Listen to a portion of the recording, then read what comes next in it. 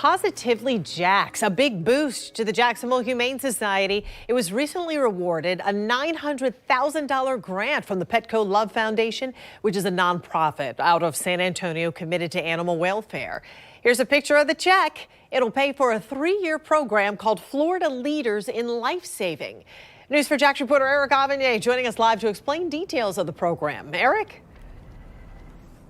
Yes, this fully funded program is designed to do two things. One, train employees working at animal organizations and shelters across the state of Florida to do a much better job at saving the lives of dogs and cats that end up in shelters. And two, it's designed to connect smaller shelters that have limited resources with much larger shelters that have an abundance of resources.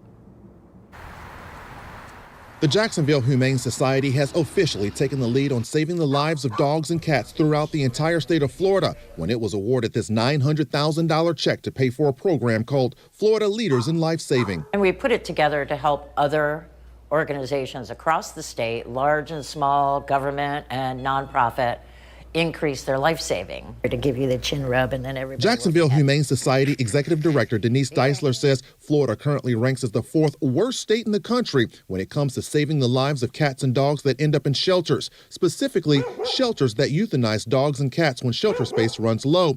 The Jacksonville Humane Society has a proven track record of being a no-kill shelter. This is why it will be training shelters across the state on how to increase animal adoption rates, as well as how to secure more donations to keep those shelters running.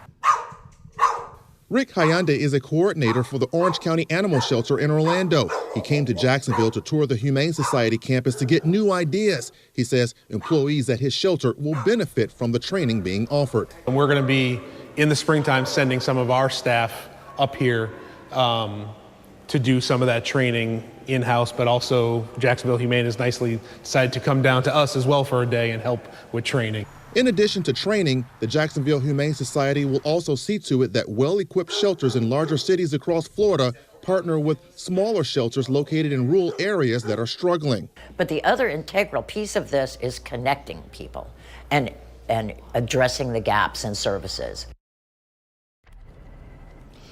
Now, this program also helps with the transport of animals from some of those smaller shelters that have limited space to larger shelters that of course, have much more space. Of course, this is yet another example of how the program is designed to save the lives of those dogs and cats that end up in those shelters. Reporting live, Eric Avanier, Channel 4, the local station.